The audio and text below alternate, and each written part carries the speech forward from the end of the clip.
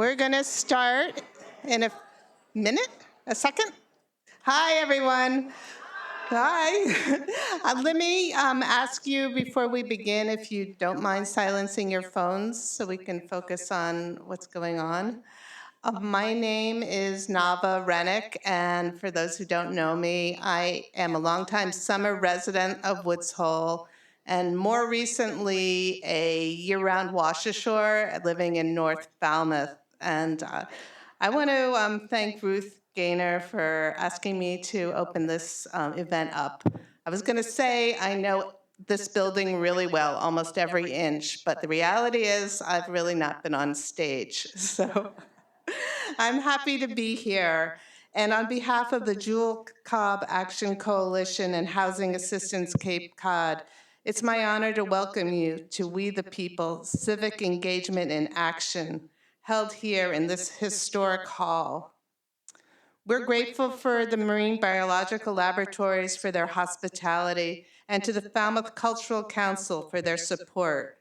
And we'd also like to thank the many community and municipal officials who are attending today, including Heather Goldstone, Vice Chair of the Select Board, Alice Osimba and Ocean Eversley from the Falmouth Cultural Council, Jared Fredrickson from Congressman Keating's office, Henry St. Julian, Falmouth High School Director of Diversity, Equity, Inclusion, and Belonging, Manaho Jonason from Falmouth DEIB Advisory Committee, Arden Russell, Chair of the Mashpee Community Preservation Committee, Lynn Rhodes, President of the Cape Cod branch of the NAACP, Ellie Costa of Farming Falmouth, Michael Galasso of Housing Now Partnership, Hilda Hay, Chair of Barnstable Housing Committee. From my childhood summers here in Woods Hole, as I said, I know this building very well.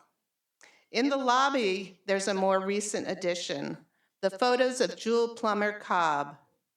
Dr. Cobb was a scientist long associated with MBL.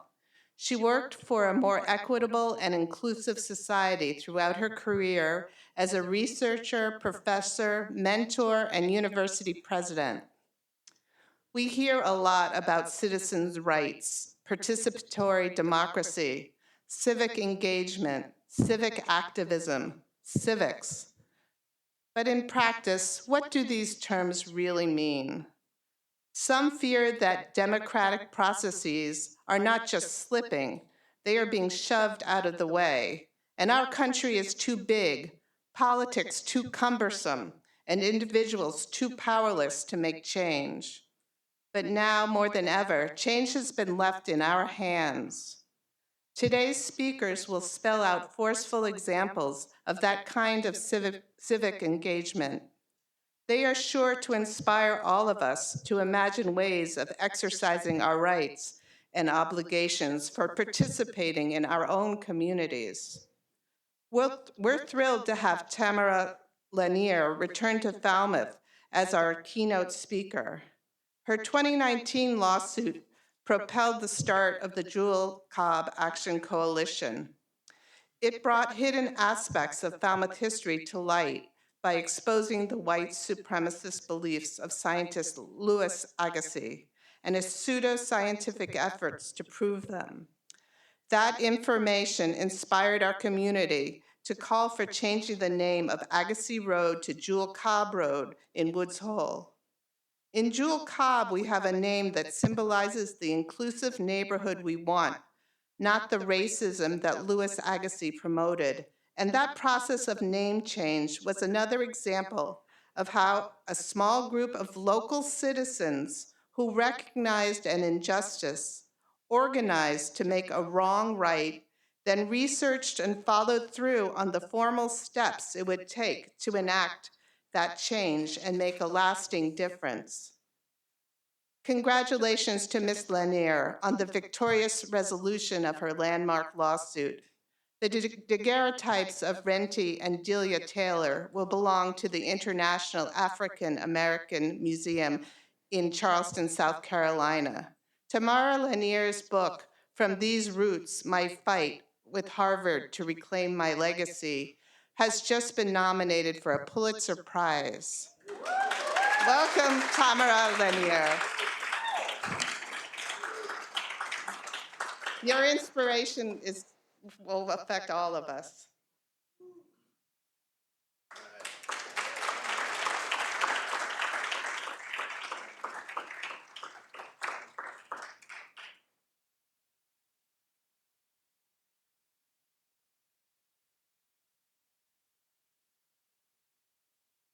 Wow, good evening. The moment I took this podium, it brought me back to when I was here last and the experience that I had. And I just want to thank Ruth, her family, the Jewel Cobb. I have a presentation, but I just want to defer from that for a moment to thank all of you for the warm welcome and the hospitality you have shown me throughout the years. And one of the things that I'm excited to stand here and talk about today is I usually present and I end with a cliffhanger because we don't have an ending, but there is a happy ending and I'm going to get to that. But I just wanted to say thank you again to everyone who has been so warm and wonderful and supportive of me throughout this 15-year journey. Good evening and thank you. Absolutely. Is that better? Okay. To the Housing Assistance Program, the Jewel Cobb Action Coalition, to the Falmouth Cultural Council. Um, Thank you for hosting this important conversation. At the heart of my 15-year battle with Harvard University has always been a call for dignity, humanity, and justice and accountability. And I want to also point out that that is at the heart of what you do. And I want to say that I recognize that and I am grateful to partner with you. Um, but again, I don't want, I have a lot to show you, and I want to just jump right into that and talk about my book and my book, which chronicles my 15-year journey. And when I say my 15-year journey, um, it has been 15 years of butting heads with Harvard University and trying to show them that what they were doing was appropriating my enslaved ancestors' cultural property and denying them their history, their legacy, their dignity. And for 15 years, it didn't seem that they cared. And so I'm just going to go through this and lead you through my journey with Harvard. And it starts with these roots. And this is a copy of the book that I hope if you don't have, you have an opportunity to pick one up. I like to say, I can tell when people have read the book because it moves people.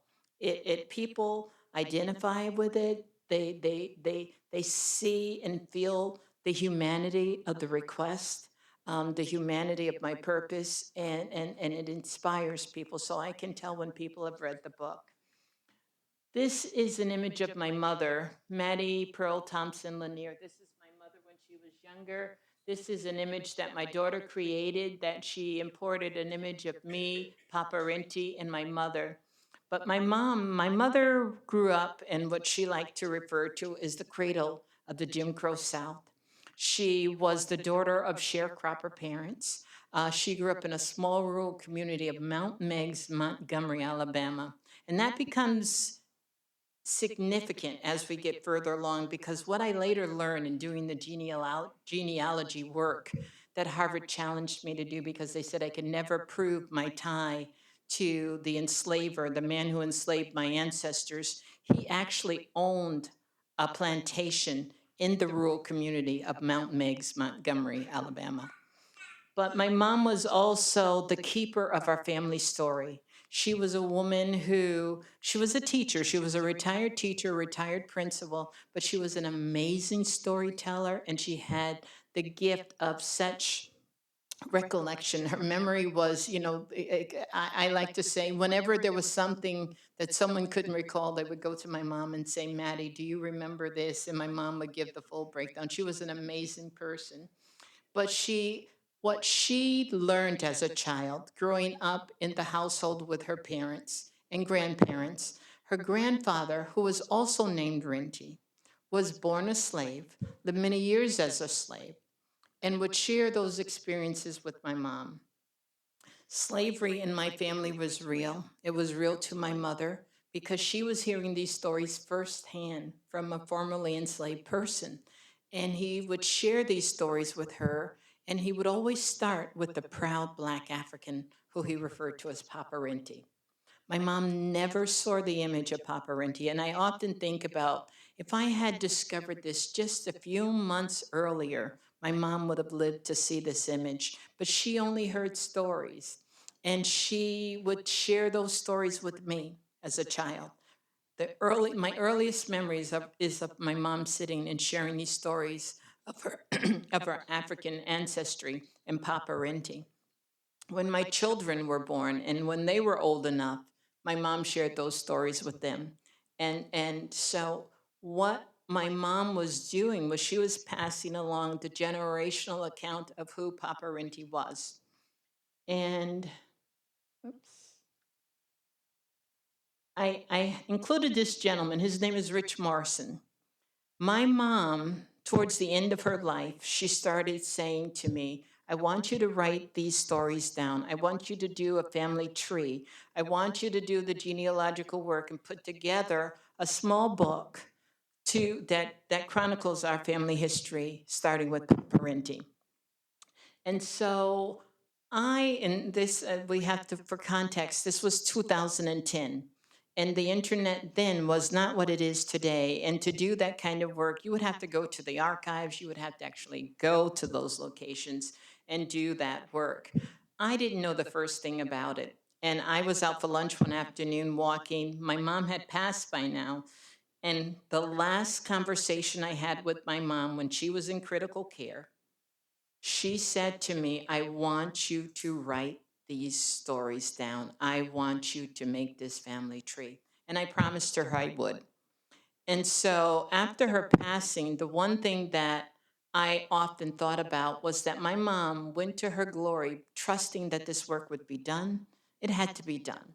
I had to find a way to make this happen and to do this genealogical work. Rich owned a small ice cream shop in downtown Norwich. And one afternoon I was out walking and I stopped in and I was walking and I was just bothered by the fact that I had to figure this out and I didn't know the first thing to do.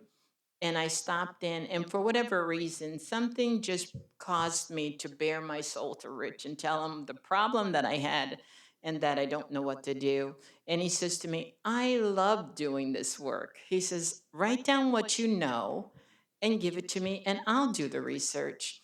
And I remembered, we were standing in the shop, and I kind of chuckled because at that point, seniors, there was this running joke that seniors didn't even know how to find the power button to turn on the computer, let alone do this really complicated genealogical work. So I'm like, okay, Rich.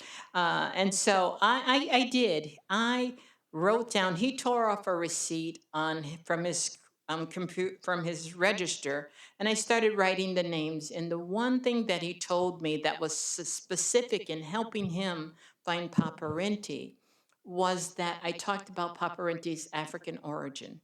My mom would often say, always remember you're African and you're Indian. And I knew about the Cherokee ancestry on my maternal side, my mom's maternal side. And of course, Papa Rinty, she would talk about his African origin. He was African born. And it was something my ancestors were very, very proud of and would always start with the proud Black African Papa Rinty. So when I shared this information with Rich, that's what I started with, the proud Black African. And I gave him names of other children and other information. And I leave his shop, not really trusting that there would be much that he could do to help me out. And I don't go back for like 3 weeks. But I'll never forget when I walked into his shop, he threw his hands up in the air and he says, where have you been? I found your Papa Rinty on the internet. And I'm like, oh my, what is my Papa Rinty doing on the internet? And so, and Rich and I, prior to that moment, I didn't know his name, he didn't know mine. We would just make small talk when I would pay for my lunch. And so we became the best of friends. We would email each other, or we would talk to each other. I would go, and he continued to do the research. Rich, I like to say, he was a retired ice cream shop owner whose research ran rings around the people that Harvard commissioned to do the same work. And so, I call him my internet super sleuth. Rich, we lost during COVID, but we did stay in touch. Yeah, I reached out to him just checking in one day, and his daughter replied that, he had passed. And so I was very disappointed that he did not live to see the conclusion of this amazing story. But he got this process started, and he found my Papa Renti on the internet. And so I include this clip because one of the pushbacks that I heard is there's no way that she can prove that their renti, Harvard would refer to my Papa Renti as their renti, that their renti is my Papa Renti.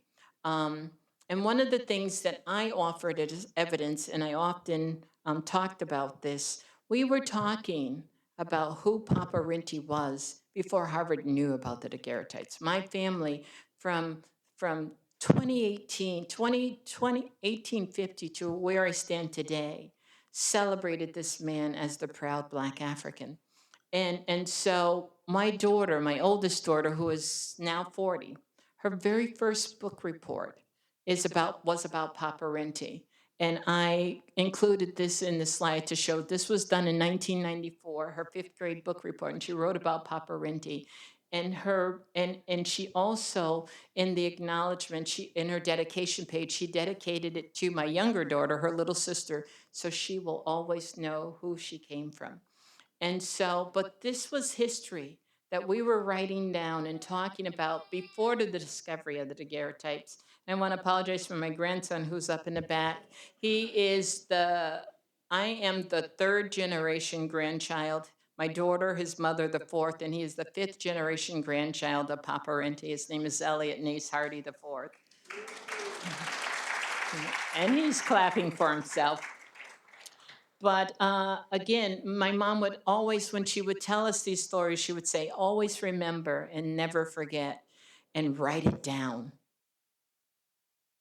And what's important, what I've come to realize is in the beginning, I'm thinking that Papa Renti was the symbol of all that was wrong with American chattel slavery for the United States. But what I soon started to learn as I'm on this journey, and people are connecting with me from all over the world, this person on social media, he tagged me with this image. And what it is, it's an image of African students. And what he told me was that students travel from all points in Africa to West Africa to this slave memorial where Rinty is to take a selfie.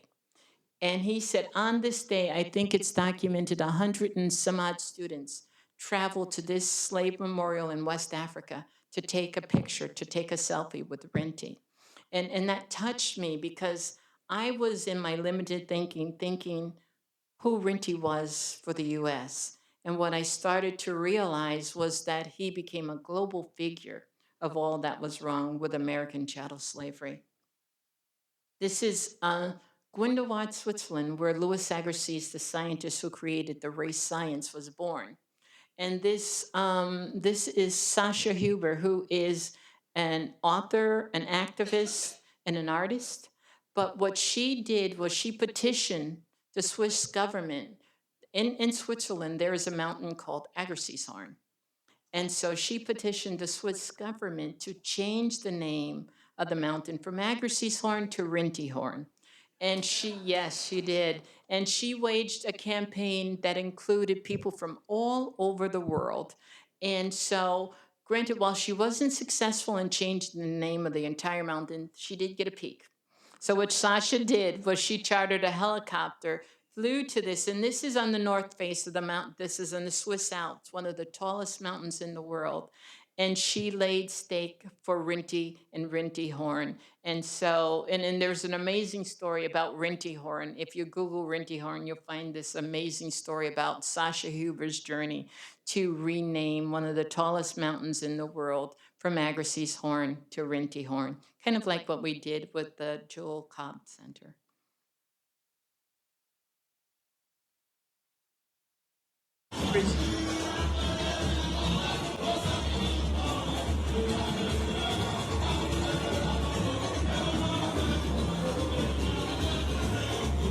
This is Carnival in 2022. And there's Rinty being celebrated in Brazil as a part of their national festivity. But again, I share this all to say that, in doing this, of course, someone tagged me. Social media is a beautiful thing because, when something is going on and I'm not aware, someone will tag me and say, were you aware of this? Did you see this? But someone sent that to me. So, I am learning as I go that Rinty is more than just an icon in American history. It is a global thing, and he has become the face internationally of all that was wrong with American chattel slavery. So, what I do is I continue to reach out to Harvard, I continue to do the research to show that, I keep compiling all this information that directly links me to the man in the image. And every time I reach out, they close the door in my face. They don't want to hear from me. They don't want to talk to me. They placate me. They act like they're interested and they pat me on the head and say, go away nicely. Um, but I had the opportunity to go to the Peabody and to visit the daguerreotypes.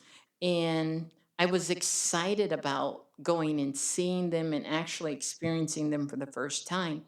And I can honestly say that that experience, when I write about it in the book, I relate it to an experience where I'm a retired probation officer and I spent a lot of time in correctional facilities. And I related it to an experience that I felt like I was treated when I visited inmates in a correctional facility where you're dealing with very curt and militaristic correctional officers and people who were just very disinterested. So it was not a positive experience seeing the daguerreotypes for the first time. So I continue to do the research and I continue to build on my very, very compelling information linking me to Papa Rinty. And one experience that I say I will take to my grave with me, it was one of the most remarkable experiences in this entire journey, was the opportunity that I had to meet the great great grandson of the man who enslaved my ancestors. Benjamin Franklin Taylor's great great grandson is Dr. Edmund Taylor. And so it's a really bizarre story. And I often talk about how, God has blessed me and put people in my path. But I met a woman on social media who I later learned also descended from the same plantation as my family. And I was like, wow, that's amazing.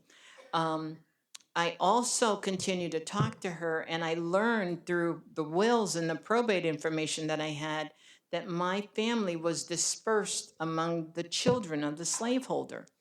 And so I say to Rose, I say her name was Rose Shiver. I says, Rose, I need to find a descendant of Benjamin Franklin Taylor. And the research was pointing to this was a prominent family, a wealthy family. Where are they?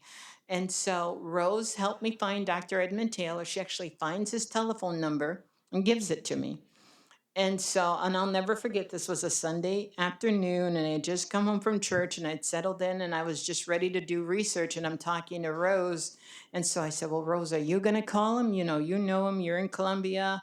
She says, I'm not going to call him, you call him. So I dialed the number without thinking, and I just dialed, and the phone's ringing, and as the phone's ringing, I'm thinking, what in the world am I going to say? And I didn't know what I would receive on the other end of that call. Dr. Edmund Taylor, he was a descendant of the slaveholder. He was still living in Columbia, South Carolina. He didn't know me. Turns out the phone rang, his daughter answered, and I said, you don't know me. My name is Tamara Lanier. I'm like, don't hang up on me, please. My name is Tamara Lanier, and I'm doing a genealogical project, and I'm looking for a descendant of Benjamin Franklin Taylor so that I could piece my family back together. And so she says, well, you'd want to speak to my father, but he's 98 years old and hard of hearing. I'm like, oh no. And so, I'm talking to her. I can hear her yelling to her dad, passing along what I'm saying. And we're having this conversation. But ultimately, Dr. Taylor gets on the phone and he invites me to come and spend the weekend in Columbia, South Carolina with his family. And so I was over the moon excited about that. And I go out, I said, I tell me when and where, and I'll be there. And so I hang up, I leave my bedroom, I go out and I say to my girls, we're going to Columbia, South Carolina to spend the weekend with the family of the man who enslaved our ancestors. And they're like, you're crazy, Mom, we're not going.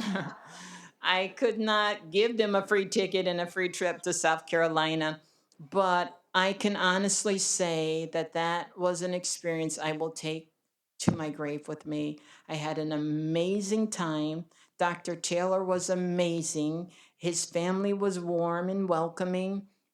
We sat, I have some pictures here of some of the visits. So, one of the things I had learned from the slave index and the wills, my ancestor was the family carpenter.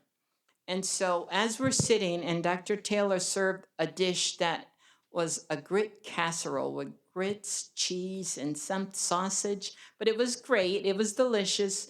And he said, you're sitting at the table that was hand carved by the Taylor family carpenter, and you are eating from the dishes of Benjamin Franklin Taylor.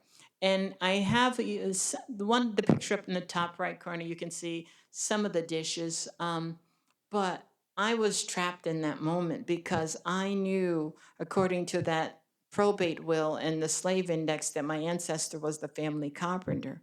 And so I am thinking, oh my God, my ancestor carved these tables and chairs. And I probably can't give it justice in trying to describe the sophistication and the detail and the talent that I'm witnessing 200 years later with this table and chair. And I'm thinking, how amazing is this? And there's Rose and a couple of the attorneys when we visited Columbia, South Carolina. But Dr. Taylor, and again, I write about it in the book, I will never forget him. One of the things we had an interesting conversation because I felt like he was going out of his way to convince me that his ancestors weren't bad people. They were good, God fearing Christians who treated their enslaved with dignity and respect, is what he said. And and because he was just putting on.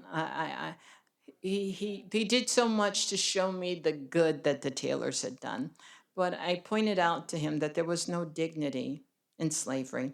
And I also shared with him, through the research what I had learned. He talked about Daniel Webster traveling to Columbia to Benjamin Franklin Taylor's plantation to witness the benevolence of the Taylor family, and that he later returned to Massachusetts and said, I'll never speak against slavery again.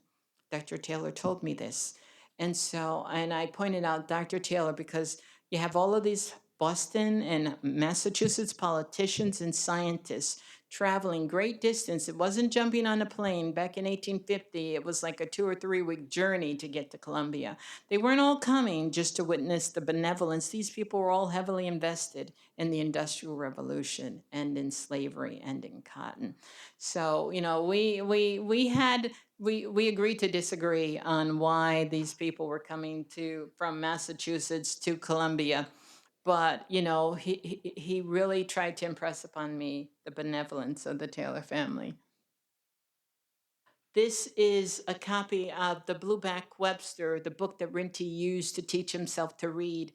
I encourage people to go online, take a look at it. This is just one page, but one of the things that this led me to conclude, when we historically, we've been taught that many of the enslaved people were illiterate. They didn't know how to read or write. What my research and what I learned about my family is they did know how to read and write, but they could not advertise that because they could be killed. Rinty taught himself to read with the Noah Webster's Blueback Speller. When I got a hold of a copy of that book and looked at it, the one thing I realized is that I And I'd like to say that I'm reasonably intelligent. I know that I could not have taught myself to read if I didn't already have that foundation with a book like this. But that's what enslaved people were doing. So it made me have a greater sense of understanding of the potential that these people had that they never really got credit for historically. But if you ever get a chance, take a look at Noah Webster's Speller and look at how, and ask yourself if you could take this book and teach yourself to read. This is where some of Renty's children are buried. In the book, I talk about uh, enslaved cemeteries and Afro American cemeteries and the disrepair. I'm trying to find my ancestors and where they finally rested in terms of location. And what I started doing is looking in slave cemeteries for them.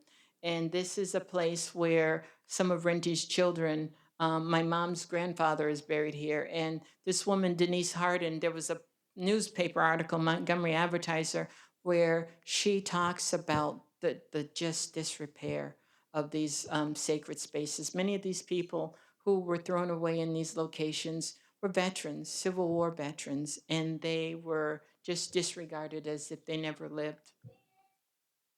So I'm building this, and at this point, I'm putting my ancestors on the land owned by the slaveholder in both Alabama and in Colombia. And so I am now building this case. I am trying to talk, work with Harvard, extending, an opportunity to share my research. Sit down with me, take a look at it. Let me know what you think.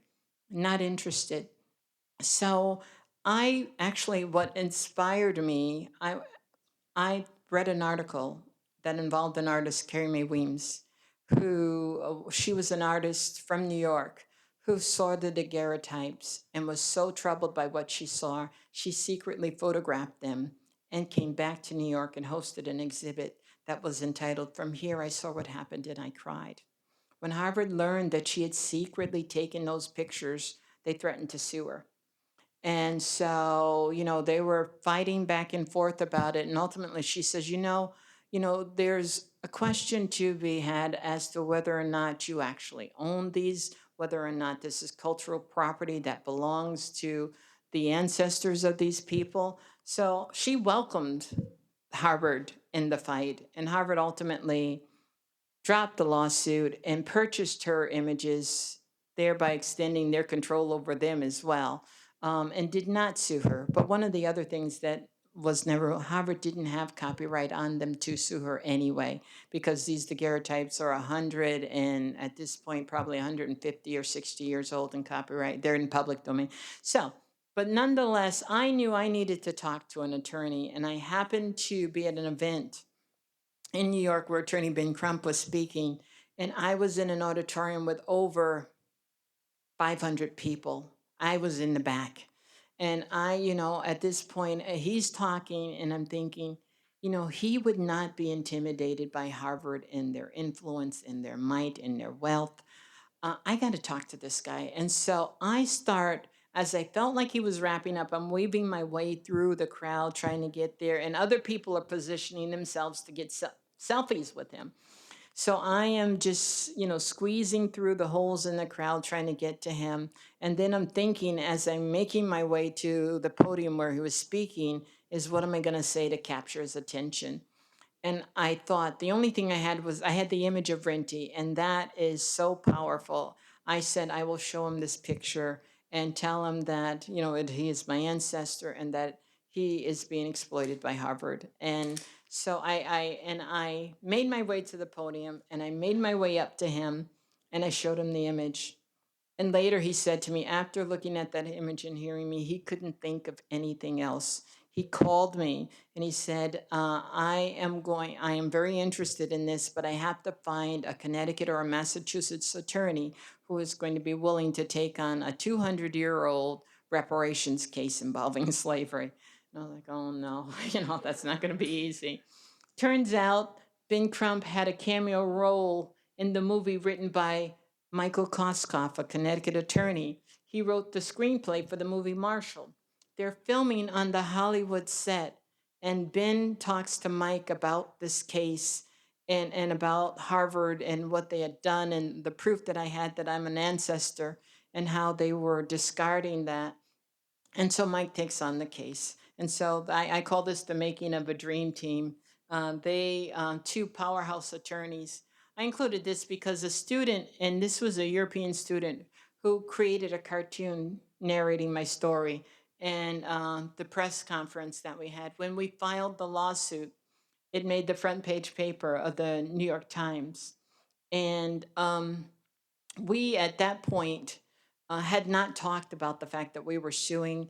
The attorneys wanted the element of surprise. They were like, we cannot talk to anybody about what we're doing until we actually do it. And so we filed and made the front page. And this was our press conference. And, one of the things that stood out to me, Harvard was asked about, the lineage and why they were ignoring me or whatever. And they continued to say she can never prove she's Rinty's ancestors. And they also continued to say that our plan is to keep the daguerreotypes in perpetuity, is one of the quotes for them. So they were never really interested in talking about learning about Rinty. They had created a narrative. They had commissioned people to do research to tell the story and weren't interested in my story. So after the New York Times article aired, these two women are descendants of Louis Agassiz. I'm Rinty's great, great, great granddaughter. Susanna and Marion are Louis Agassiz's great, great, great granddaughter. When they read the news article in the New York Times, they reached out to me on social media and they said, what can we do to help? And so we had a Zoom conversation the very next day, and the entire Agassiz U.S. family, or they all gathered together. They wrote a letter to Harvard because Harvard was at this point, these are Louis Agassiz gifted these to us. Now the Agassiz family was coming forward saying, give the daguerreotypes to the Lanier family. They put together a letter with 43 signatures of Agassiz direct descendants and presented it to President Bacow at the time. They never got a response. And so we filed, and so our claim was very simple. Rinty and Delia were crime victims. When Harvard commissioned the daguerreotypes, when these images were taken, the state of Massachusetts had abolished slavery. It was illegal for them to do so. So what they did was a crime. And as the proceeds of these crimes, what the law requires is that those things wrongfully taken from the victims be returned to the victims and or their family. Harvard's argument was that the photo, irregardless of how it's taken, who takes it, always belongs to the photographer. And I, as a probation officer, have worked on restitution cases involving child porn, have worked on restitution cases involving other similar type cases where I'm like, no, this is not settled law. We return, the victims do have a property interest in this. We see this transpiring every day in court. This does not make sense. So I'm thinking, okay, their argument doesn't make sense. It's not going to go anywhere. But the court embraced Harvard's argument, really did not consider ours, and dismissed our case. We filed an appeal in the Massachusetts Supreme Judicial Court. In this case, Here's Attorney Ben Crump. I'm Attorney Ben Crump, and the fact that I stand before you as a free man and not a slave is a testament to someone's decision to change the course of human history. It is a testament to our legal system, a testament that was led by the courts here in Massachusetts when Chief Justice James Cushing in 1783 judicially abolished slavery in the Quant Walker case. And it is the reason why he is so often quoted, even 250 years later, with the holding that the idea of slavery is inconsistent with our conduct and our Constitution. Okay, and I also have, all right, I had one with Harvard's attorney that is not here, but basically, in this clip, the judges, and I showed the contrast where our attorneys just spoke and they weren't interrupted.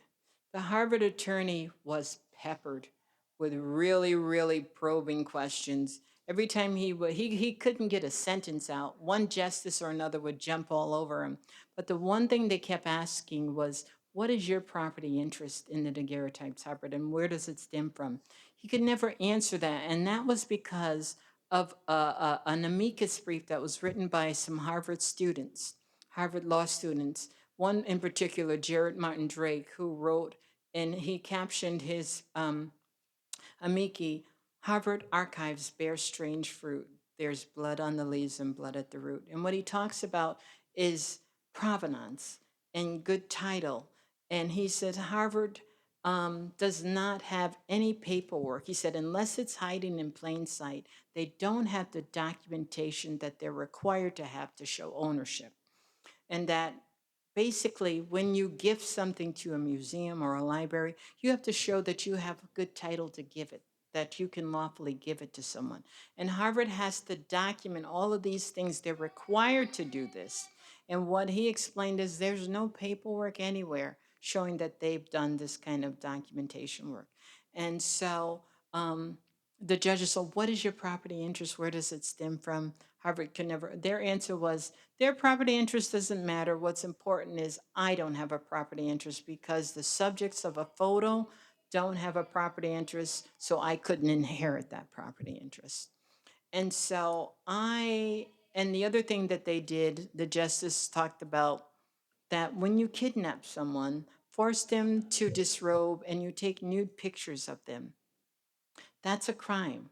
And he said, you don't get to keep the daguerreotypes in these circumstances, right? And he said, the Harvard attorney agreed. He said, right. So that day I left court being really, really, I was cautiously optimistic that the ruling would be in my favor. And so the ruling was a split decision. What they said was my lawsuit can survive the motion to dismiss and move forward. But what they also said was that Harvard could keep the pictures, which my attorneys were over the moon excited about this because this had never happened in history, in the history of this country before. All other reparations lawsuits had been dismissed from the door. And this one was going to go to a verdict. This has never happened before. And what they were saying is Harvard is going to be the first American institution to pay reparations. They're really excited about that. And I I was certainly I was happy about that, but I describe it in my book as feeling like I was leaving a loved one behind or leaving a child in an unsafe environment. I just could not move forward with excitement because I felt like I had failed Randy and Delia by leaving them with Harvard. And so attorney Josh Koskoff, he said to me, think of it as this way, because the ruling, the 91-page decision was so damning of Harvard. It was so indicting of Harvard.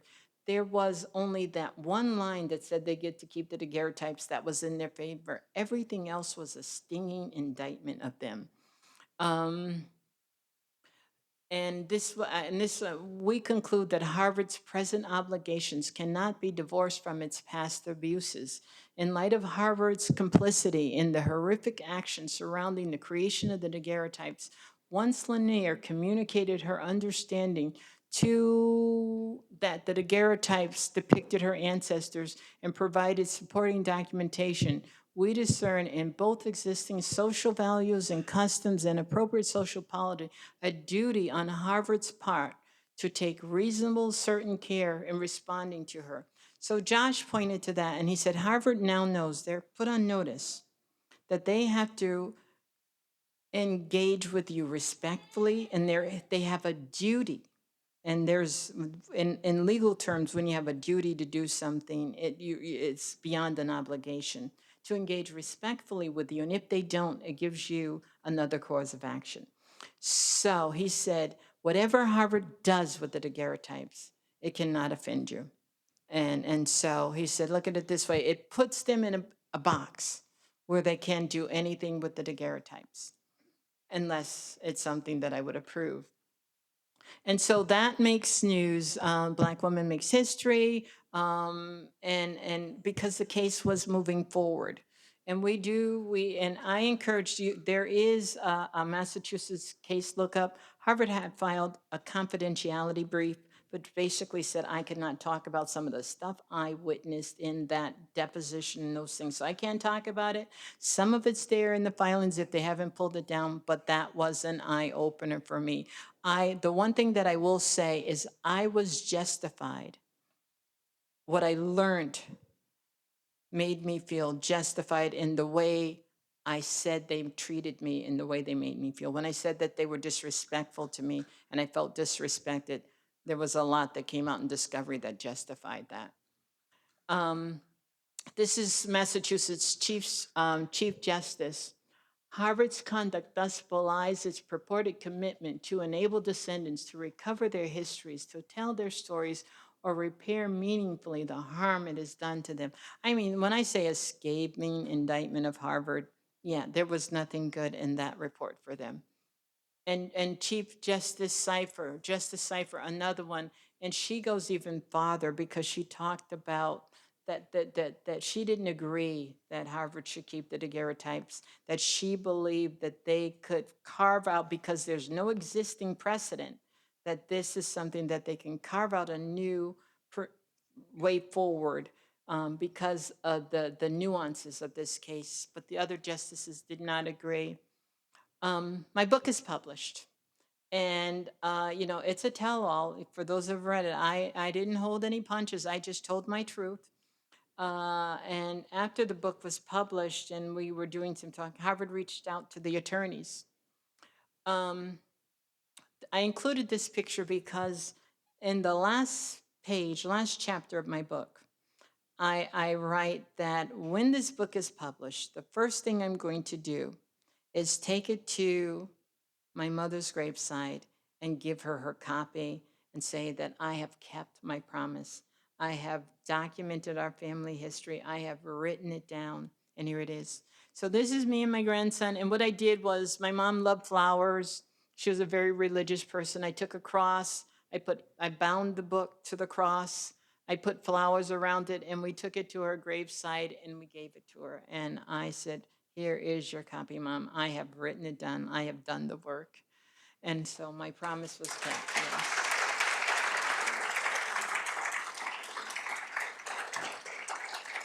Give up what are believed to be the earliest photographs of enslaved people.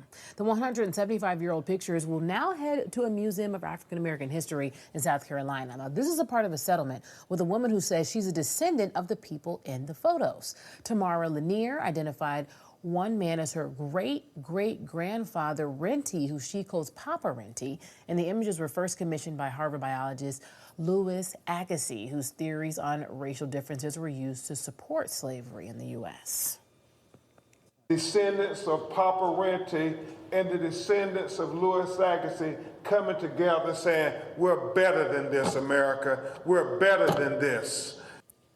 Now, Harvard released a statement saying, quote, Harvard has long been eager to place the images with another museum or other public institution to put them in the appropriate context and increase access to them for all Americans. Even in settlement, they can't be honest. And I just included this. This is taken in my local newspaper, Harvard statement, the daguerreotypes. Pamela Giardi at the time said, the museum director of external relationships said, oh, I think I have, oh, it's closed. Said that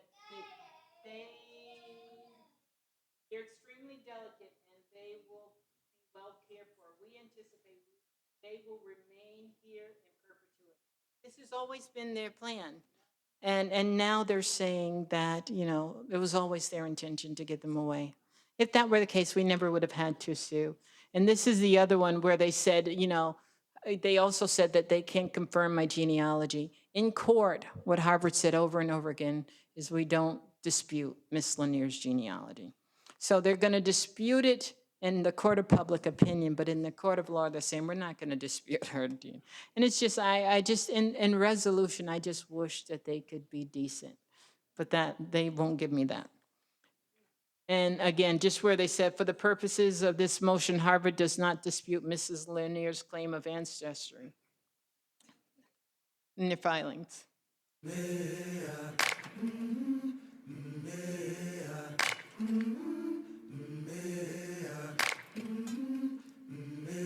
This is just the journey.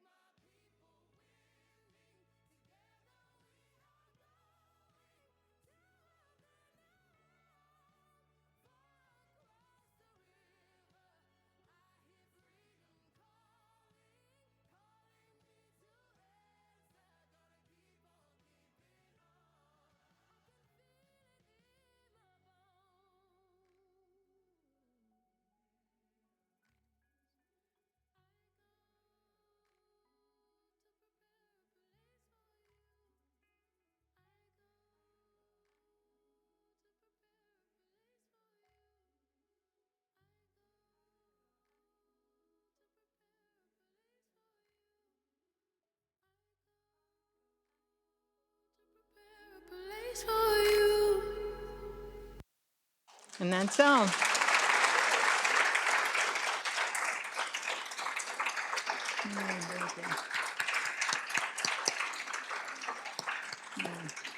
Thank you, thank you. And, oh, thank you. Wow. Wow. Thank you very much. And so one final piece, in the discussion about where the daguerreotypes will go, I always said I wanted them to go, originally I wanted them to go to the Smithsonian. And I just, I can't help but talk about God's hand in this. Because just as we're about to start that negotiation with them to go to the Smithsonian, the politics start to get ugly, and the attorneys are like, hold on, wait a minute. Before we commit there, the museum in South Carolina is an independent museum without any federal funding. So no one is going to tell that executive director to rewrite history or to retell these stories. So the daguerreotypes are in a safe place. And they're at a place where the politics in DC cannot impact them. And so I'm just grateful for that, because if they had gone to the Smithsonian first and then, and I don't know what's going to happen there, but I can say they're safe in South Carolina. Thank you. Thank you. Thank you, Tamara. I read your book, and this presentation takes it to a whole nother level. I recommend that everybody read the book and that we all learn from it.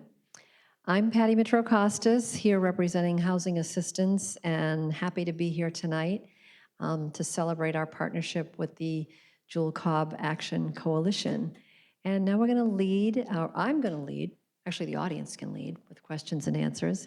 I'm going to lead and moderate a panel discussion of 6 individuals who are extremely civically minded and engaged, including 3 students from Falmouth High School. We're so happy to have them here today. So I'm going to invite the panelists up on the stage. Take a seat. Hi, Paul Selker.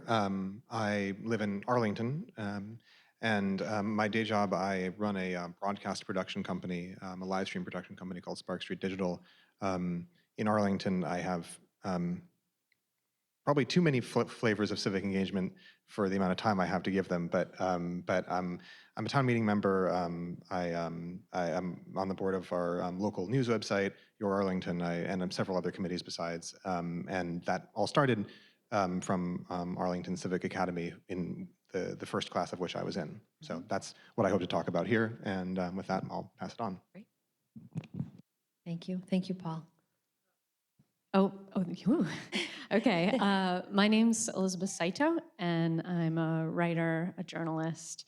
I have worked off and on for the Falmouth Enterprise for about 2 decades as a reporter, a columnist, and also as an editor of the paper. And I currently work for the 300 Committee Land Trust of Falmouth. And then I'll talk later, right? Okay. Right. Yes. Thank you. Thank you for Elizabeth. being here. Thank you. And now we have one of our students from Falmouth High School. Hello, my name is Rima Petrosian. I'm a senior at Falmouth High School. I'm a member of the Falmouth Cultural Council, and I'm one of our 2 student ambassadors. Thank you, Rima. Yeah. Hi, I'm Lily Alietta. I'm a sophomore student at Falmouth High School. I'm on the sailing team. I was the class president last year, and I'm involved in student government. Thank you. Thank you, Lily.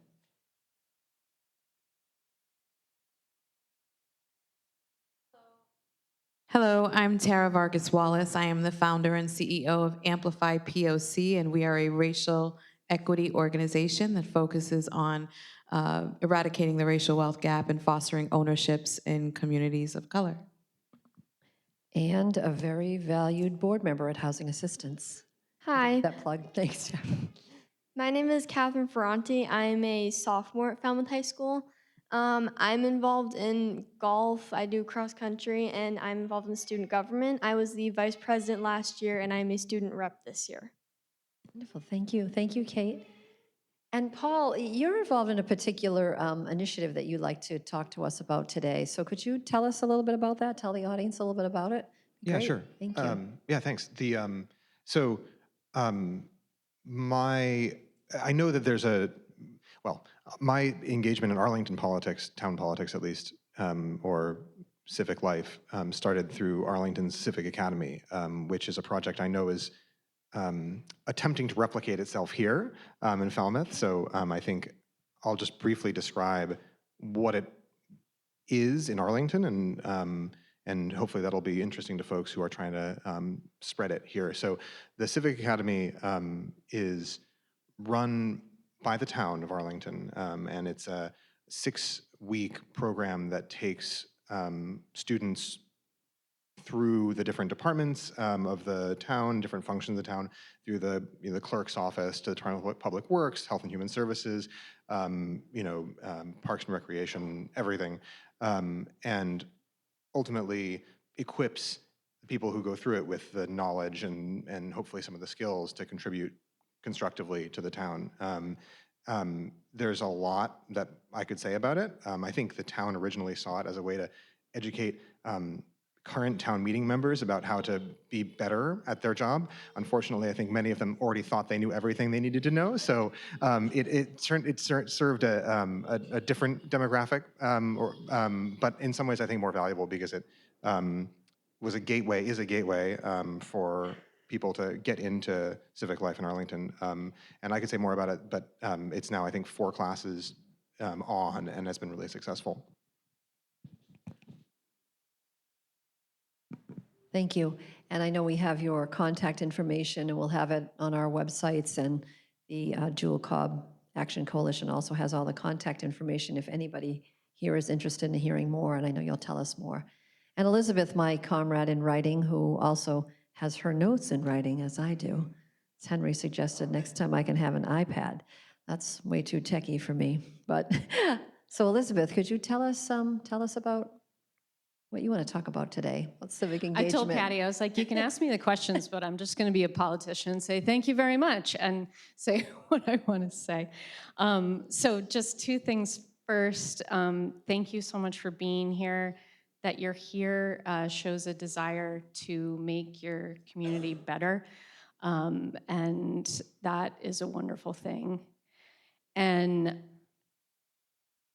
as a sort of longtime lover of local politics and watcher of local politics, the sort of old school New England town meeting, select board style of government, I want to say about Falmouth politics that you don't need a lot of money and you don't need a lot of powerful connections to make a meaningful difference to the sort of body politic of Falmouth. And I no longer work for the Falmouth Enterprise, so I feel that I can do my shameless pitch here. I now am employed by someone else.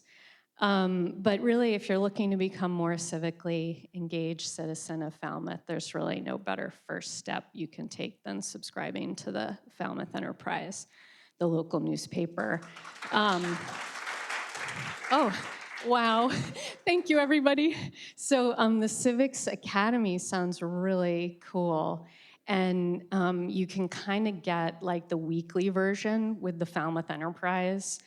So the paper does so many things, but I think it does a lot of what you're talking about. You learn about local government reading the paper. You learn about the different committees. You learn how it's structured. And really importantly, you read stories about effective civic action. So the Jewel Cobb Action Society was well covered in the paper.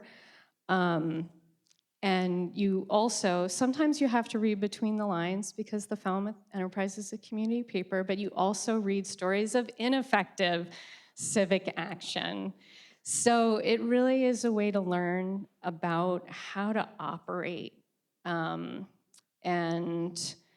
so, and then just in terms of, this is about civic engagement, it doesn't have to be with government. So the Falmouth Enterprise also does a really good job of covering non-governmental organizations. You open the paper, it's like a little menu of people doing good work in the town, and Falmouth Ponds Coalition, or it's a great way to understand what work is already going on that you might be able to plug into. Paper is also sometimes very fun to read. So Ziggy the parakeet, who escaped and flew to Washburn Island, and then was found and on social media reunited, returned by boat to his owners, right? Like you would only read that in the local newspaper. So Falmouth has a lot of problems. Its town government is not perfect. Housing, of course, is a giant thorny issue. I see Michael Galasso here. I covered many, many zoning board meetings with his project facing unbelievable roadblocks. But I believe on balance that Falmouth is a well-run town, and the fact that it has a strong independent newspaper is not a coincidence. I think I may be preaching to the choir. You may already subscribe to the Falmouth Enterprise. If you do, please become an ambassador for the paper. When people move onto our road, I like to go over and say hi, and I've also give them a year subscription to the Falmouth Enterprise because it's a great way to start to feel like you belong here. So I am not going to say anything else. I have made my pitch. Thank you so much for being here, and I look forward to hearing from the students. Thank you, Elizabeth. I know you have a lot to offer. You've been on the town for a long time, and thank you. And now, Rima, I know you're going to tell us about a special, you're certainly free to talk as much as you'd like about anything else, but I know you have a special project with the Falmouth Cultural Council that we'd love to hear about, and anything else you'd like to share, particularly since you're a senior. So maybe we'd like to know what you're doing after this year as well. Of course. I really want to focus on civic engagement on my part as being a member of the Cultural Council, but also I want to talk about simple ways that high schoolers can get involved. When I joined the Cultural Council in my sophomore year of high school, and I was incredibly lucky to be offered this opportunity by my art teacher, and it opened up so many doorways for me. My family isn't from Cape Cod, so I didn't know about this beautiful, amazing community we have here. There are so many events that I've been now a part of planning that I didn't even know ran a few years ago. So really, I think the first step to getting civic engagement from the youth, and especially people my age, is to get them involved with fun events or small events. Like, we have so many amazing craft fairs, music shows. I know I've been starting to come to them, and as I'm there, I'm like, wow, I'm recognizing people, I'm building a community. For high schoolers, I feel like our community is the high school, and we have our little bubble, and the town and all these other things don't matter, but we're moving on. We're going to be going to different places, which might not have such a strong community. So I think engaging to the youth, going to the high schools, promoting all these smaller events, that's how we're going to get people civically engaged. If they start coming to, say, Lobster on the Lawn, or they go to a craft fair, they'll be more likely to see what else the town is doing. I think civic engagement is hard for teens because it's hard, like, oh, should I go to a protest or should I study for my SAT? But there really is so much importance in being involved. I've made many friends, and I cannot thank the Cultural Council enough, especially being a voting member. When you're like 16, 17, it's hard to be in that age range where you're going to be voting next year, but still you're not as respected in these big spaces for your views.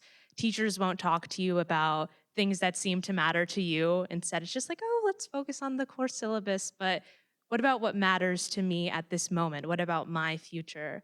And I think through these small steps, that's how we're going to get people more civically engaged. I really think Falmouth is such a great town. I'm so thankful for all these opportunities. And I know you guys wanted me to talk about my future plans. I've been so inspired by my great experiences with all the art teachers at Falmouth. I plan to go to college for art education. Thank you, Rima. That's great. A future teacher. I love it. I love it. And Lily, you're going to talk a little bit about two other engagement or activities and such that students do. I like that Rima said you can start with something that's fun. And many of these activities become fun, but I think starting with, I like your point about that, and to make it somewhat social as well. So I know, Lily, you're going to give us some more ideas. Thank you. I'm here to talk about how students can get involved in their communities and in civic engagement. And I think that really, like, at least for me, for example, I've been involved in and I've had the opportunity to be involved in a lot of things like student government, Project 351, which is helping like the Massachusetts community and like the Commonwealth. But I think that some like ways that kids can get involved are really like simple, like joining these clubs, and like Rima talked about, like these like craft fairs and like all like these like small little things that'll add up to like helping. And I think that to me, like civic engagement really means being there and getting involved in your community to help for the greater good and wanting to do that. But some ways that like kids can get involved in like their communities, like schools. I know that some reasons, like I know that Kiki's gonna talk about why they don't, but like kids are just like, they're nervous and they're scared. So if it's like an opening and welcoming community for them, then I think that brings a lot more like people and like opportunities into the big picture of it. And it's not as so like, it's a lot more approachable for the kids. I know for me, for example, like it's nice to have like a support system with it and have like almost like a teacher just like guide you with the stuff. So I think that that's really important in order for like kids to get involved in like civic engagement and in their community through or throughout the school system. Thank you, Lily. That was great. I like the idea too of looking to have some mentorship and leadership from teachers and others in the community that will encourage young people to get involved. I think this is an example of it today. I know Ruth, and we talked about the importance of having young people on the stage. And thank you, Henry, for arranging these three students, because it's important. I mean, they're our future, right? I mean, we're aging out of the system. Well, I am anyway. Kid, I know you're laughing about that. So I think it's particularly important to hear the young voices. And I know Tara has a lot of experience with the young voices and still does so much herself. So I'm looking forward to hearing from you, Tara. Thank you. Very great examples everyone's already given. So let's see, civic engagement to me is more than voting or showing up at a meeting, although those things are critically important. It's about how we show up for each other. It's about, for each other in every single day. It's about the way that we use our voices, our resources, and our collective power to make sure that our communities are seen, heard, supported, and valued. Through Amplify, I've come to see civic engagement as an act of love and responsibility. When we support local entrepreneurs of color, when we mentor our youth, when we come together to organize festivals or networking events or sacred spaces and create safe spaces for dialogue, that's civic engagement in action. It's not just about inclusion, it's about breaking down the barriers that have kept us out far too long, and building new systems rooted in equity and justice. For me, it's about unity. When we move together, when we amplify each other, when we're not just participating in our own community, when we are participating in our community, we are shaping its future. That's the kind of engagement that builds generational change, and that's the legacy I hope to help create. Thank you, Tara. It's beautifully said. And now we have Kate from Falmouth High School. She's going to talk about some of the barriers or the obstacles, I believe, for young people, and whatever else you'd like to add. Yes, so I'm talking about why the younger generation of Falmouth High School, of our town of Falmouth, is not so involved as we could be.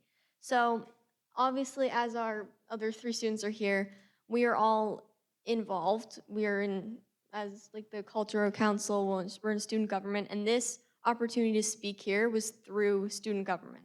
And if you're not involved in student government, or you're not involved in, let's say you do too many sports and you don't have time, you don't get to know the opportunities that you have because you don't come across them enough.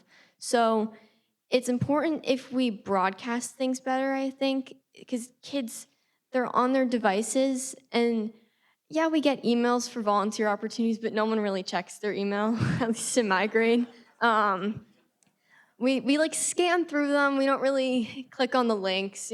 We could study. We have so many other things, but I mean, kids just don't see the opportunities that we could have. There's so many things, like obviously student government, and this is a great opportunity for everyone, but you just don't know of it. And another big thing I think is, I'm 15, I'm a sophomore, I cannot drive. A lot of other kids cannot drive. And that's a big part, relying on the parents, because they have jobs, or families are busy, so you can't get to these events that are going on. Like, you really want to be a part of these things, but it depends completely on your entire schedule. If you're involved in sports, you may have practice and you can't make it to meetings. Like Rima said, that you could study for SATs and not go to campaigns and things like that. And there's just so many other things that you think of before you could even cross your mind of asking your mom to drive you to another event. And I think that things like that, like depending on your entire family, like what they all have to do, and just thinking of like the big things, but also all the small things that you could be doing instead and a teenager has a lot going on. We all have tests, and it's a big adjustment going in through high school from like Lawrence, which is smaller. It's not as pressure, but the high school, moving from that change, it's a lot harder, and kids already are stressed, and then they are like, oh, I could be doing more, but you don't know what you could be doing if you're not out there looking for what you could be doing. That was going to be my follow-up question, even for all the students. That's great. How do we do a better job of getting the students engaged? Is it all have to be on social media? How do we do, promoting like group transportation? Like, are there things that you see that we as a community and we as, whether adults, teachers, could do a better job? Or does it have to come from the young people? I mean, what are your thoughts, all three of you? What are your thoughts on that, if I can put you on the spot a little bit? Do you want me to go? Okay. I think that, like you said, like a lot of kids are on social media, but I think having, as Lily said, a younger advocate in the teachers, like maybe a teacher who's really involved in school systems already, but getting it out there to the younger generation, because we're all young, and you want to look for a younger advocate who's also as equally involved as you are. Takes a second to come up. Okay, there we go. I'd like to add that in my experience with the Cultural Council, we've been doing posts on Instagram. We try to appeal to a younger audience through social media, but even that isn't really enough. We don't get the audience we want to get. And I think, just like Kiki said, so much of that is dependent on having students actually involved from the get-go. The best way to get people to come to these events is by word of mouth. And you're not going to get word of mouth unless you have actual teens involved. I know when I'm coordinating events, I tell my friends and they manage to come. But without that, you're not going to get the younger audience. That's what I really think is important. I agree. I think it's just like really making these like opportunities open and available to the students, and knowing that like it's a welcoming thing, and that they have like the opportunity to do this. Not so much like pressuring them to, but like how Kiki said, with all that's going on in like their schedules and their life, and not always having like the resources or opportunities to get to these events, I think it's really important just to let them know that like they're out here and you have like the opportunity to do it if you have time. And yeah. You all have like talked a little bit about what sort of the second question was going to be about how do we, how do we get people involved? I'm going to ask Tamara, how do we get people involved on any level? We talk to a lot of the folks when Ruth and I have had meetings in her coalition. We talk about, it can start with something small. And it's sort of the opposite of and our CEO said something really important when she was interviewed a couple of weeks ago. She said, with the housing crisis, in order to get out of it, we all have to be in it. And in it meaning involved in it and being a voice in it. So I think hearing what ideas that you would have, Tamara, on how do we get people excited, whatever it's about, whatever the need is, whatever the call to action is, how did you go about getting people involved? Well, one thing that I didn't share, I'm the past vice president of our local NAACP chapter. I did a lot of work with the Connecticut State Conference of NAACP branches, as well as being involved with a whole host of other things, Racial Profiling Prohibition Project, the Hate Crimes Council. So I am very engaged. And in addition to all that I've been doing in order to secure the cultural property of my ancestors, that work never stopped. And I was an advisor for the local NAACP youth group. And one of the things that I recognized is whatever we were doing, we had to make it appealing to the kids to get their attention. And then once you got them in the room, again, keeping that attention. So you have to be creative. You have to make it fun. You have to make it exciting. You have to bring them. You have to be the transportation for a number of the young people. But for adults in a number of the adult organizations that I've been involved with, it's generating not only an interest, but a passion about whatever it is that is not only important to the organization, but important to people in relating it, making it relatable, and just, going to them and saying, I need you to come out and support me. And one of the things that I think I have been successful, I have supported so many people and so many endeavors and really never asked for much of anything. But when I go and I said, I really need a favor from you now, people respond. So, you have to communicate. You have to remind people. You have to say you need a ride and get them there. But, just making it interesting and making it relatable to something that others are interested in. I like that piece too, that we're all, we help each other. I support you, you support me. It's what Tara said, like really about caring about each other, loving one another in our community and such. So I think we're wrapping up here on the panel, and we're going to do some questions and answers from the audience. So I think we have microphones that'll be going around. And if you'd like to direct your question to a particular panel member, please feel free. If not, we can, we'll just sort of pick somebody to answer the question. Okay, use one of these mics. Thank you. Christina, too. Thank you. Hello. I wanted to address this to the students. So my children had the privilege of going to a school where the teachers, one teacher knew Jane Goodall. And then she managed to get Jane Goodall to visit the school. And Jane Goodall has a program called Roots and Shoots. And you might want to look into that because she has a special program for how kids each year can select a project and have a few faculty guide them through that. But I think the students get such a sense of accomplishment through that. And I think the exciting thing is if you accomplish something really nice, then maybe she'll visit you. And she's just a remarkable person. So that's for the kids. And I think a lot of times the projects are just what they can do at their school. Yeah, Jane Goodall, Roots and Shoots. Oh, and one other idea. I noticed that there is a program in Falmouth that if you're an elderly person and you need a ride somewhere, there's some service that you can call that's a free, and if you reserve it in advance, it's free. So maybe that's something like could be explored for young people who are like in high school but don't have a driver's license. That could be made available to them. Thank you. That's great. Thank you. Thank you for those ideas and questions. Others? Catherine, this one here. Oh.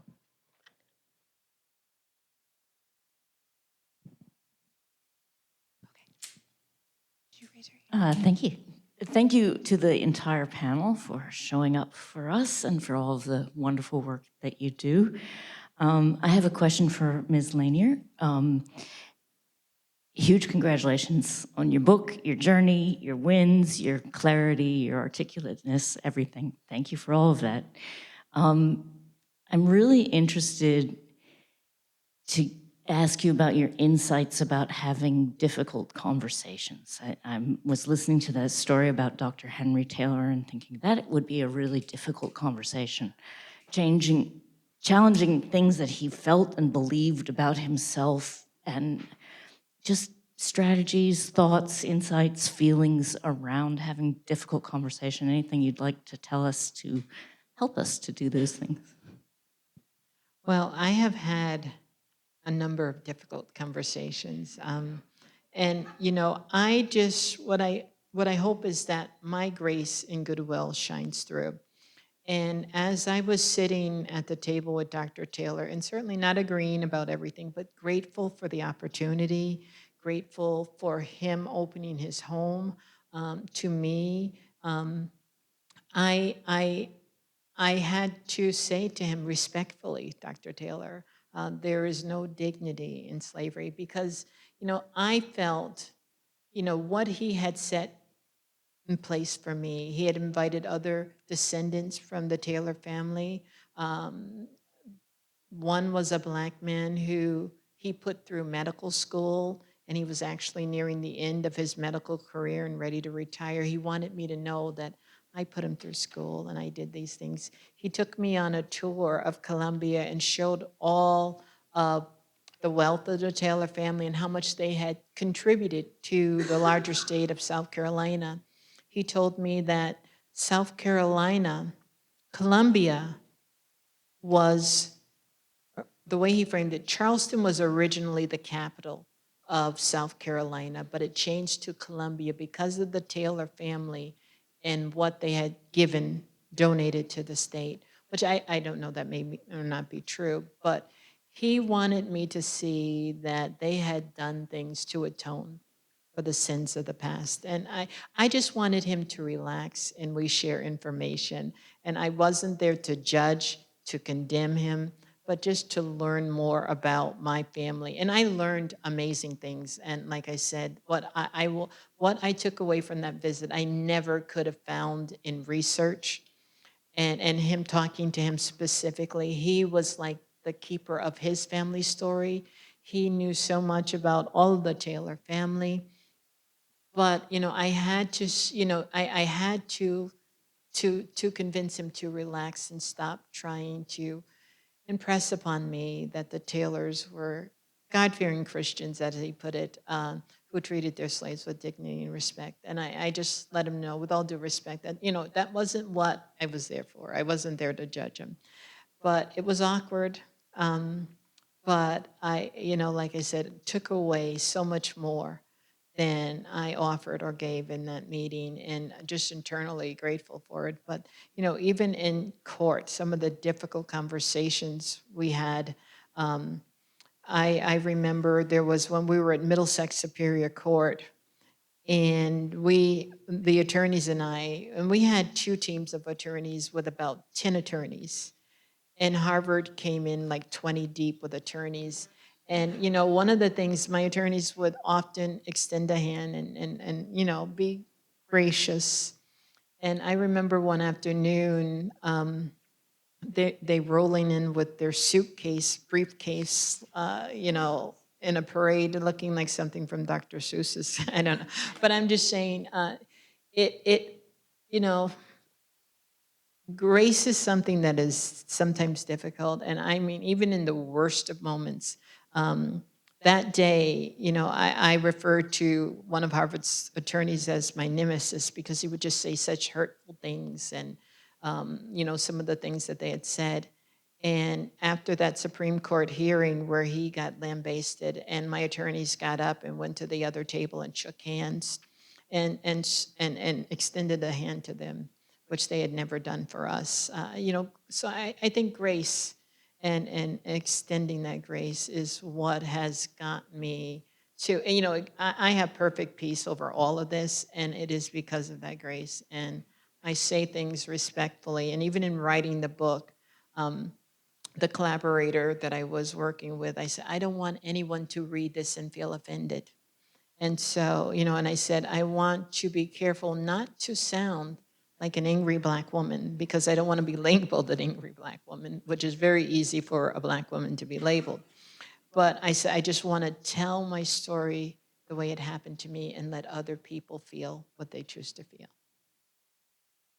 Thank you. We have time for two more questions, Catherine.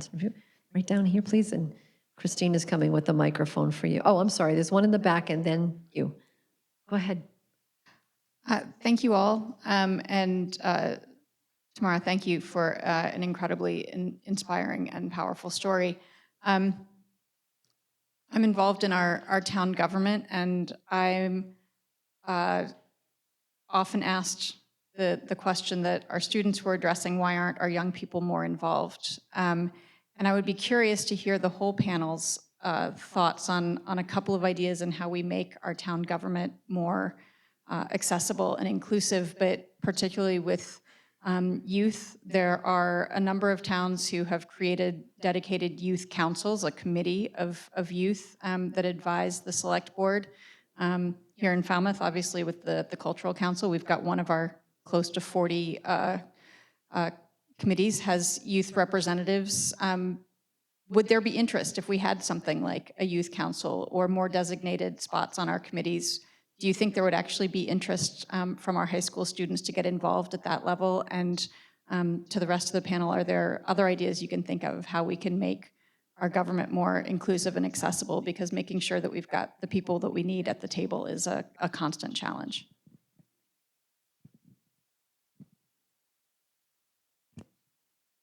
If we can just, we actually are lucky to have our VP of Marketing here, who is also on the board of Cape Cod Young Professionals. So I think before I ask the panelists, I'm going to ask Christina, put her on the spot a little bit here, if she can, because she does a lot of work with that. And I think, your perspective is good because you work with a variety of young people and young professionals. And I think people don't realize the scope of that organization. And maybe that's a way to tap into some of the government and town meeting needs that there are with young people. So if you just take a minute, Christina, thank you. Thanks, Patty. Thank you. That's a really great question. I know that Tara has some ideas. I saw you reach for a microphone, so I won't take up too much time, but I'm the vice president of the board of Cape Cod Young Professionals, which really is an organization that spans age ranges, but I have been also on, for several years, since 2019, on the Community and Civic Engagement Committee. And so we talk a lot about going to town meeting, about becoming involved. Town meeting tends to be sort of like that banner event, right? But one thing that we have landed on is communication from towns. Personally, I live in Harwich, and town communication is a disaster. And so I can't speak for Falmouth, but I think people understanding what opportunities there are, what's going on in the town. We don't have the enterprise, so we can't read it and stay so up to date. But I think, when there are openings for committees, like doing some really targeted outreach, and I would offer Cape Cod Young Professionals as a resource. We have dedicated email lists segmented by towns, and so our executive director is super collaborative and happy to help with that kind of thing. Other things tend to be like time commitment, timing of meetings for folks, I can't speak for the high school students, but for folks my age who have kids and sports and all of that, it can be really challenging. But at the same time, a lot of us do want a voice at the table because often feel like there are folks making decisions who are not living the same realities as we are. Thank you. Thank you, Christina. And Tara, would you like to add, or Elizabeth, maybe?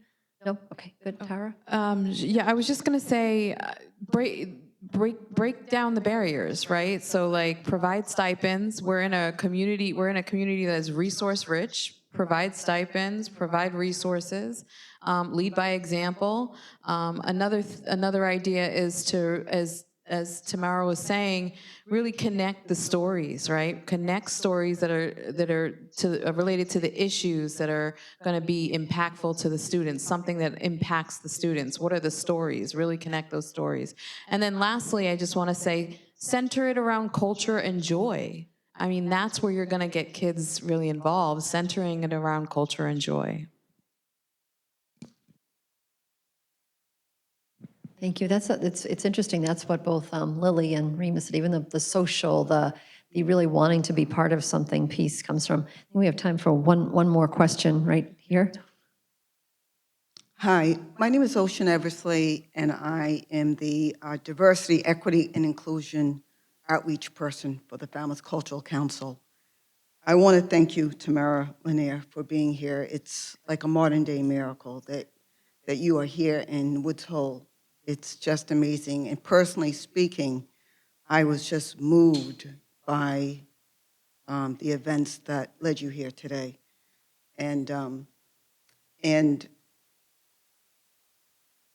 I have the same calling as you did. My father told me when I was younger that I am an ancestor of Thomas Jefferson.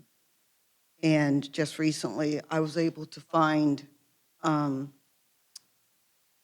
Rachel Jefferson's relative that was a slave on a plantation in Virginia, but it goes cold right there.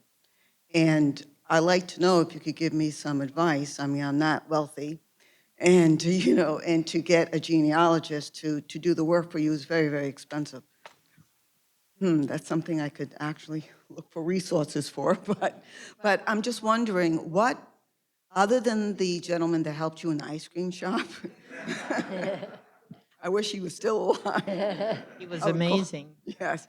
What advice would you have for me to try to find a way to dig deeper into my ancestry? Because I would like to write a book. And I just want to say also, when I did find out that I could possibly be related to Thomas Jefferson, it was for me not a joyous occasion to find that out, because I'm African American. I'm also Native American Cherokee. So I know that it was somehow through slavery that I am related to this man. So anyway, so what advice would you have for me? I can say, first I want to share, it's interesting that you mentioned that, because in doing this work, I met a man by the name of Shannon Lanier, who happens to be a distant relative on my father's side, who is a descendant of Thomas Jefferson and Sally Hemings. So I may be able to connect you to, and you may, so that may be helpful, I don't know. But I can say, doing the work, and I write about it in the book, because it's like an adoptive child trying to find their family with very little to no resources. And it's painful and it's frustrating. And I remember I was speaking once before, and I was talking about, because the fact that I can trace my ancestry back to Africa is unique, because the records don't exist for descendants of American chattel slavery. They were destroyed. They weren't kept. There was not an interest in documenting our birth, our lives, and our death. We did not exist. We were invisible. And so to be able to go back and find these kind of definitive records is a small miracle. And like I say, God put information at my fingertips and people in my path to help me that otherwise I would not be successful. I would not have been able to connect these dots. So I just had amazing people who just popped out of nowhere and did amazing things for me. And that's why I talk about God's hand in this, because otherwise it is impossible to do this work, because unless you have an elder, And this is what I talk about, the value of oral history. My mom and her recounting of our oral history is as accurate as all the documents that she never saw, but it was almost as if she were reading from these documents. It was just that accurate. So if you have a big mammy or a great aunt or an elder who has lived through this generation where they know the history of the family, sit down with them, talk to them, write that down, because you will find, I refer to my conversations and the tape recordings that I had with my mother as a roadmap. And it led me, it bridged me over that divide where there was no information. And it was the oral history that helped bind things together. But, you know, if you have an elder in the household or in the family, talk to them. Their walking history, you know, their knowledge is something that probably you won't find documented in the history book, but is just as valuable. And it's frustrating work because there's so many dead ends. Doing the genealogical work when you're going through census information and probate wills, you have to find your family in the property records of the slaveholder. I had to sort through livestock and farm animals to find my family. And I remember just lamenting and thinking, you know, in an empathetic way about my ancestors and how devalued they were as a people, where they're categorized and looped together with, like I said, I'm going down, there's horses, pigs, my ancestors, more cows and farm equipment, and it's painful. It's hard, so it's difficult work. And I just been extremely blessed. But I can connect you to Shannon, and maybe he might be able to help you. Great. Thank you, Tamara. Thank you.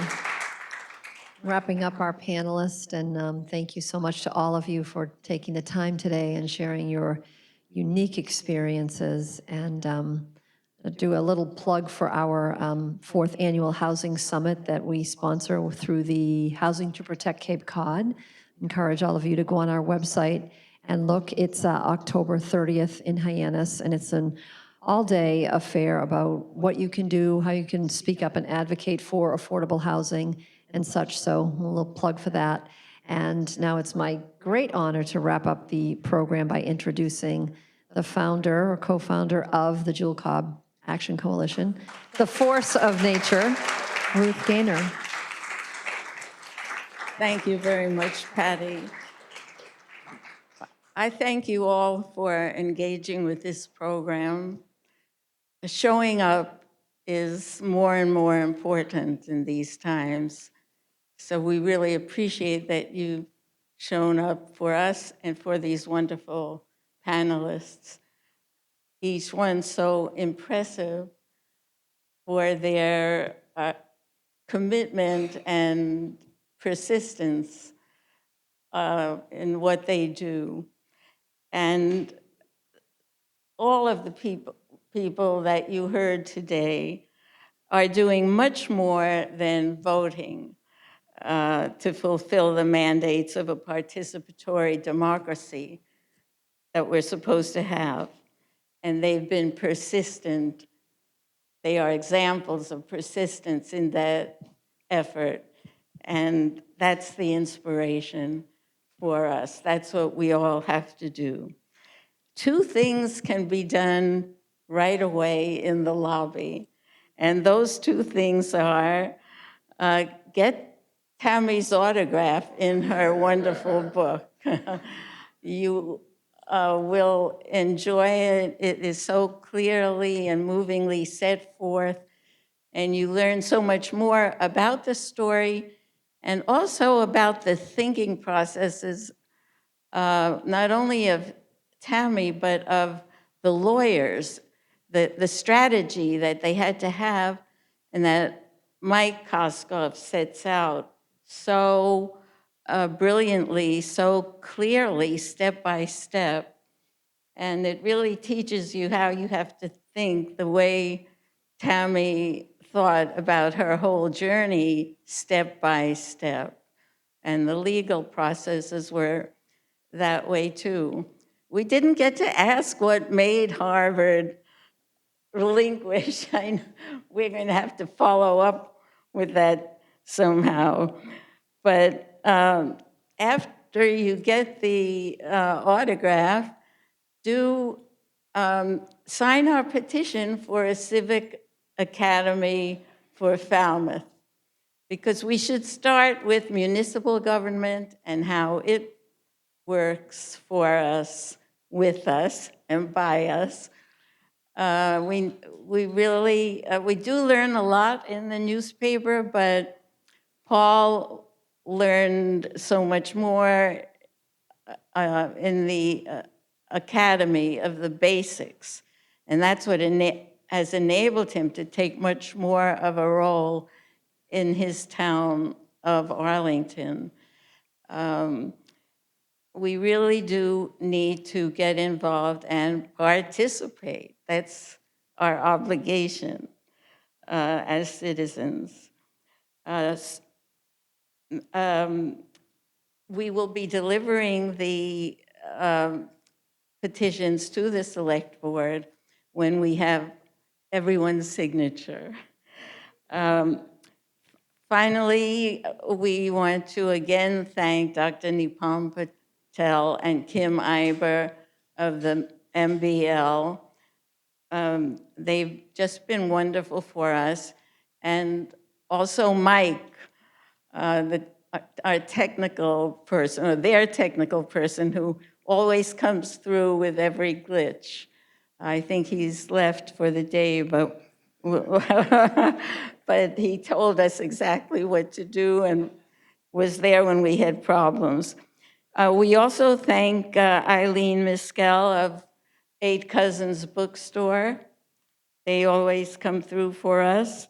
And Kurt Aiken of FCTV, who's been filming, as he has all our events. Of course, the Falmouth Cultural Council has been so supportive, and Rima was right there when we first learned about the proposals and gave them our ideas and was very encouraging from the start.